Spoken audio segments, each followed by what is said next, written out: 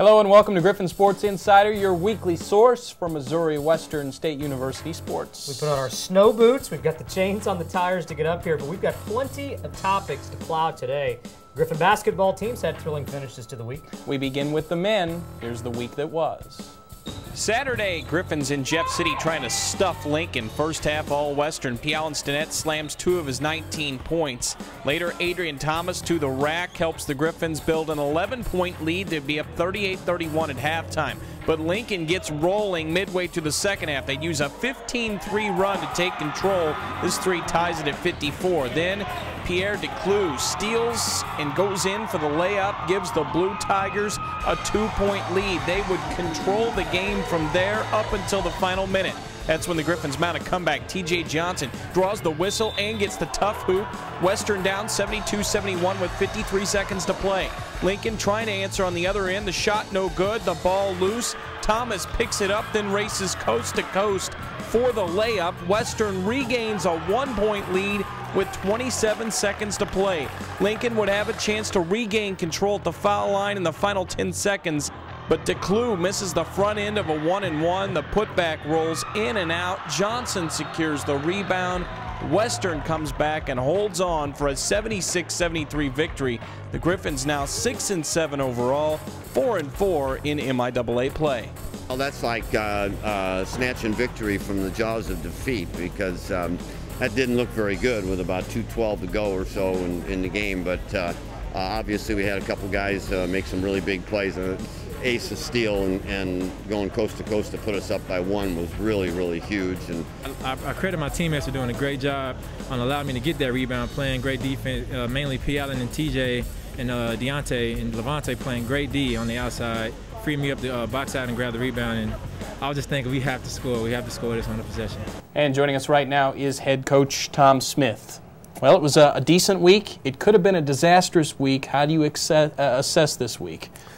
That I'm still breathing, I think, is the best way to. And that's a good thing. After Saturday, I think I held my breath, throughout the whole thing, and actually on the way home on the bus, I guess I couldn't quit smiling, as Patsy kept looking over me and saying, "You must feel pretty good." I said, "All I can tell you is I feel lucky. There's times when you just have to be lucky because." As I said off the air, that ball was all the way in for them and just rolled around and came out. And, of course, TJ rebounded it. We ended up winning by 3. Recap the Wednesday night game at Northwest Missouri State. Tough offensive night, but I think you felt like a little bit maybe your defense came in. All in all, I think the Northwest situation was one that you saw a team at home that was really, really hungry to win. And they'd been on the road so much. They had Lincoln, and I saw them play Lincoln. They were sharp. But I think they were ready for us, a little maybe hungrier than we were for the win. Not that we didn't want to win, but I think they just played harder for the most part. Moving ahead to Lincoln, P. Stinnett has a dunk. We didn't see it in the highlights. We're going to see it now, but has a dunk where it's an alley-oop. He gets fouled and finishes the dunk. That was NBA type of stuff. Do you remember that? Oh, I can't believe it didn't. I saw ESPN a dunk by the Southern kid, Jason Adams, the other day, and it was probably average compared to P. Allen's. And P. Allen's was definitely ESPN, whatever that program is, but top 10 dunks probably of the day. I think even the people at Lincoln, they were oohing and ahhing over that dunk. Yeah, that was a collective wow, gasp of wind out of the arena. Well, the road trip continues Wednesday in Kirksville. We'll talk more about that when GSI comes back. Basketball. Basketball. Basketball. It's a dance.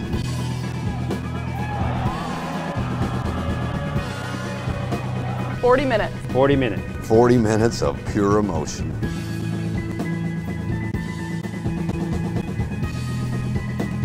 It's a great time. Great time. Great time. Great time. It's a great time. It's a great time to be a Griffon.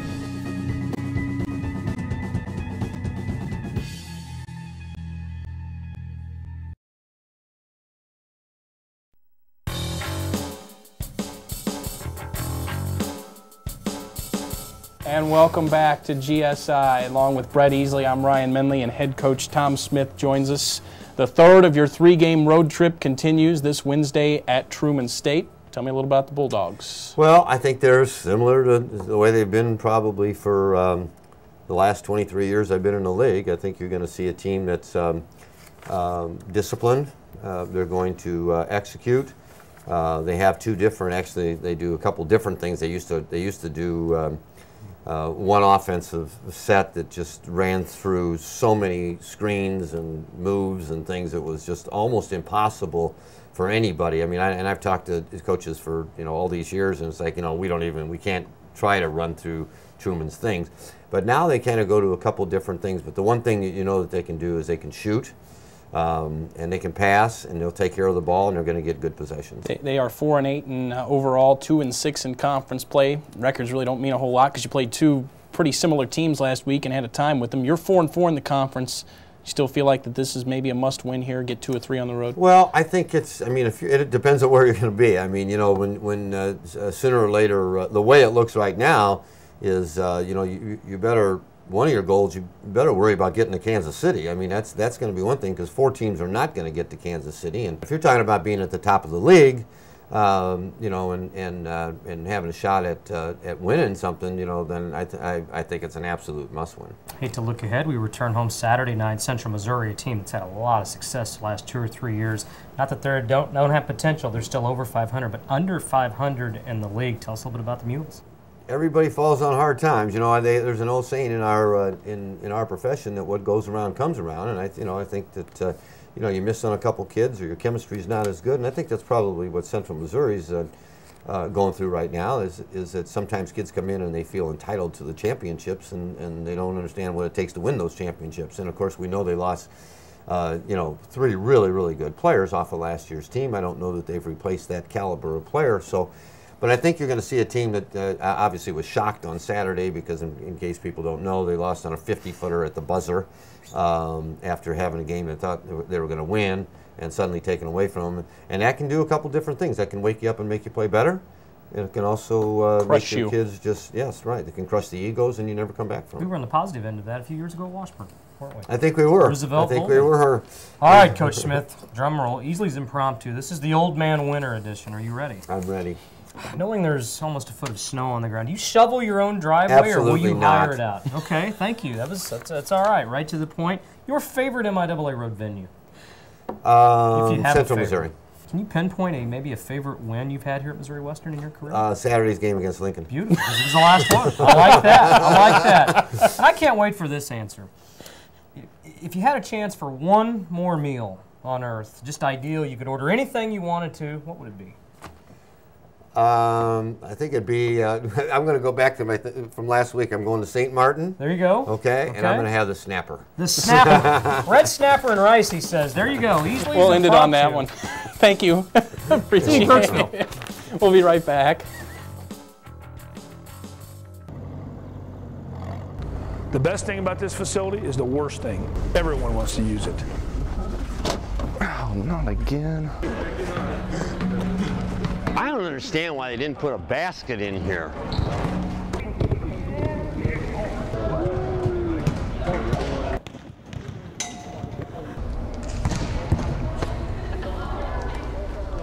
Where are the baskets in here?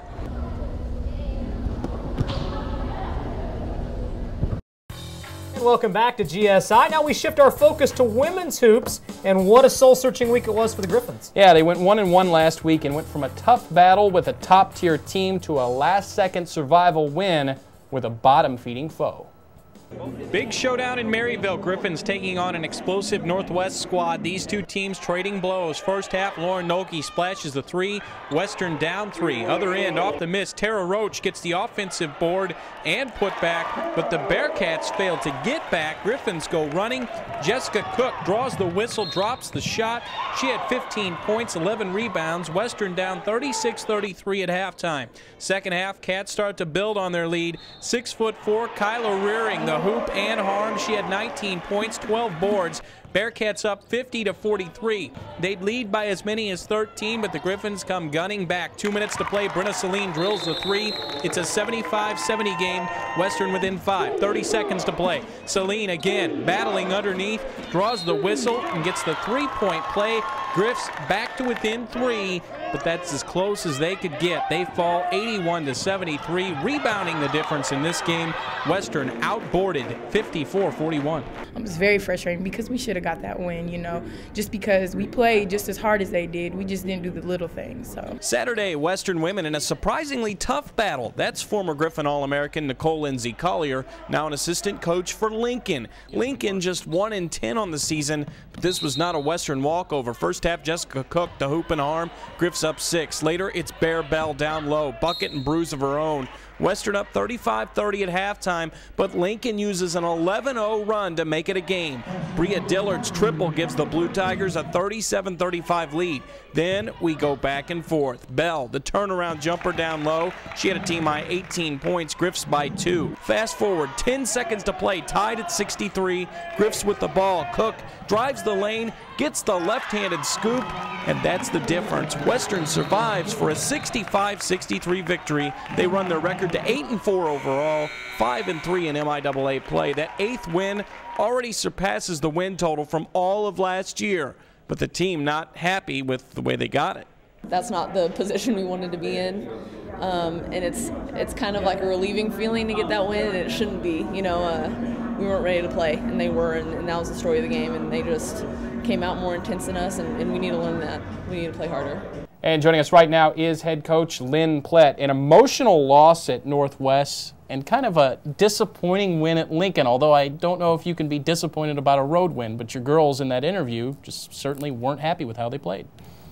Yeah, I mean, it was I think any loss is going to be somewhat emotional, so it was definitely that with being Northwest and being tied at that point. It was would have been a nice win for us to get. I just didn't think that we played initially at the beginning of the game with as much heart as we needed to, and I kind of that carried over a little bit at Lincoln too. That was, again, I wouldn't maybe disappointed from the standpoint of how we played, thrilled that we won it, but I didn't think that we played as well as we could have at Lincoln, but still I feel very blessed in the sense that we were able to still come out with a win the way the game went. Alicia Bell, 18 points, led the way in scoring. I know this is a player that you really don't expect to lead you in scoring every game. She brings so much else and so many other intangibles. Just talk about her performance. Well, I thought she was really the one, maybe the one player I thought that we had in that Tiger game that played up to her potential in that ball game, throughout the ball game. Was consistent, played hard, played with a lot of energy, and we didn't seem like we had a lot of energy, but she did.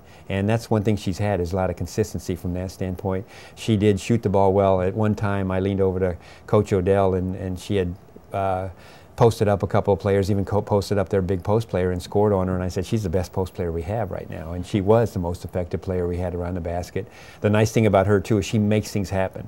She's not afraid to try things, and she tries them within the realm of what we're trying to do on the court, and that's a reflection on her intelligence on the court. On the road at Truman Wednesday. Truman kind of a little bit of a surprise. They're a 500 team. They've played teams well. They actually almost beat Northwest the other night. You do not have an overlooked game here, you're going to be in trouble. Exactly, and there was they played Northwest in a double overtime at home at Truman, and from the standpoint of statistically, that's probably a good loss from our standpoint when you look at it, because now we're ahead of them on the losses, but.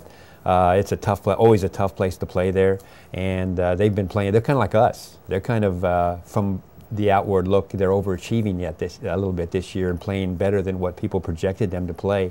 And I think that potentially is a little bit more motivation for us to go down there and make a decision on or help people decide who's actually playing better at this point. So it's going to be a challenge for us. That's Wednesday night. Then Saturday night, finally return home to the field. How Central Missouri comes to town, a team that maybe not off to the start they thought they were going to get off to. No, they haven't. As far as their record, wins and losses, I don't think that's a real reflection of the talent that they have.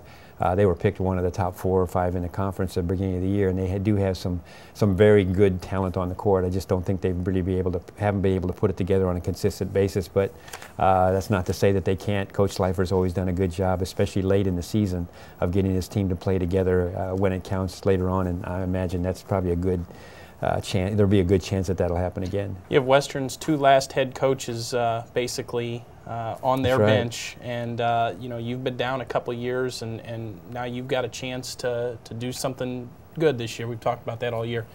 A little bit more of a personal game for you. Maybe not the players anymore because there's none left, but for you?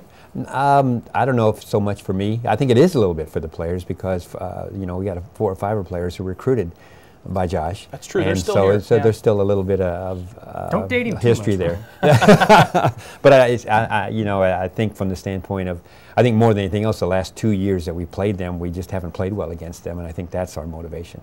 Okay, Lynn. Winter Wonderland edition of ESELY's Impromptu. Are you ready? I really collaborated over these really hard. Worked very hard. Very hard.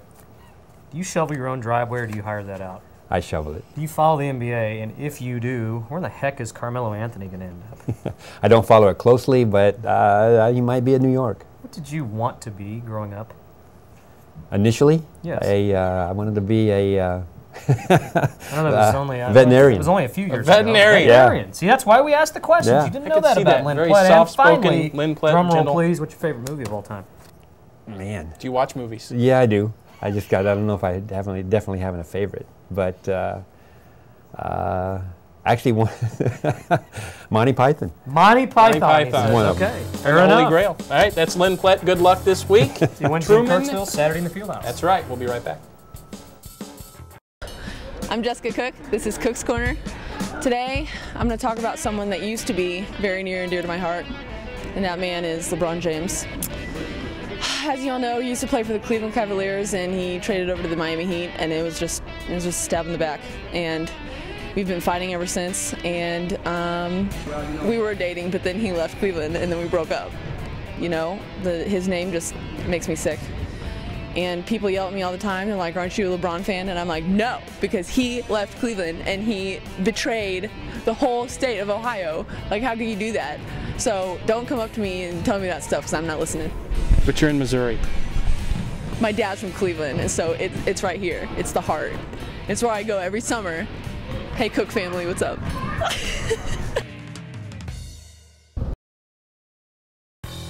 The snow is piling up, but springtime is just around the corner. Now, for proof, look no further than the new Spring Sports Complex. The new softball and baseball home of the Missouri Western Griffons is nearing completion. Missouri Western Athletic Director Dave Williams has a snow-free update of the new digs.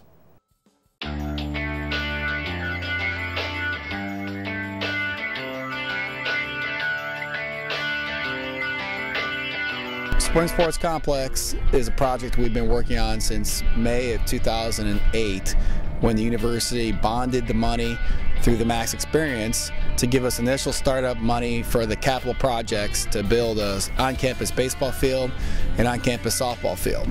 Baseball field is very unique. It's built into a bowl concept, which makes it a great place to watch a baseball game. The infield and also the foul lines are made of artificial surface made from AstroTurf, which is the same company that provided us the turf field for the Griffon Indoor Sports Complex. The outfield then is a fescue grass, which will make it very playable surface. It's a big field. It's 330 down the line, going out to 400 to center field, and it will be one of the finest baseball fields in the MIAA and in the country for our level. The dugouts are professional dugouts. They're 65 feet long. They are inset into the ground about 2.5 feet. They have the special feature which is really good for Missouri baseball, and that they have heaters in the dugouts that will provide warmth for our players during the cold month of March and sometimes even February when we play home games. But they're major league quality dugouts, and they're really something that our players will really enjoy. Baseball field will seat 500 fans. The seat back chairs, there are 150 seat back chairs for baseball, and then bench seating for the remainder. There's also plenty of room up on top of the bowl for additional bleacher seating that we can bring in from our temporary bleachers. The softball field, after a year playing off campus, as it took us a year to build this softball field, has the same basic design of baseball. They're both built in a similar bowl situation that make the field very fan accessible and great places to watch games. Both baseball and softball fields will have lights, which will allow us to have night baseball and softball, as well as extend practices into the evening so we can miss less class time. Many improvements have happened over the last year with the Griffon Indoor Sports Complex and now the Spring Sports Complex, and we're really happy to be able to provide these types of facilities for our student athletes and future student athletes of Missouri Western. Welcome back to GSI. Time for the Pick'em segment. ESELY's got the Swami coat. What else is new? Really no surprise there. 2-0 and 11. Yeah, 9-2 overall. I was 8-3, but you picked against the Chiefs, and really, that's just downright wrong when you're such a Chiefs fan. It is brutal, but I was realistic. Had to be perfect to win, and it wasn't. Still a good year for the Chiefs. Yeah, whatever. MIAA basketball. Let's pick for this Wednesday. Central Missouri at Northwest. Intriguing matchups in Maryville, but after seeing the Northwest women play last Wednesday night, I think Northwest women, maybe top to bottom, the best team in this league. I take them on the women's side, and I don't think this is really an upset. Give me the Northwest men over Central Missouri. They're struggling this year. I'll take the Central men. I still don't think they're on Northwest level. I will take the Northwest women as well. Emporia State at Lincoln. Well, we just left Jeff City this last Saturday, and Lincoln women not very good. Lady Hornets roll. Men's side, give me Lincoln in the upset. Lincoln's due to win. That is not the worst Lincoln team I've ever seen. Hornets get upset in it. I like that pick. I'll take a split as well. Southwest Baptist at UNO. Not a very good women's matchup. You go with the home team there. Give me the UNO women. And on the men's side, Baptist got off to a good start in the league. They're starting to struggle. UNO men slow to start, but they're playing well. How about a 50-footer to beat Central on Saturday?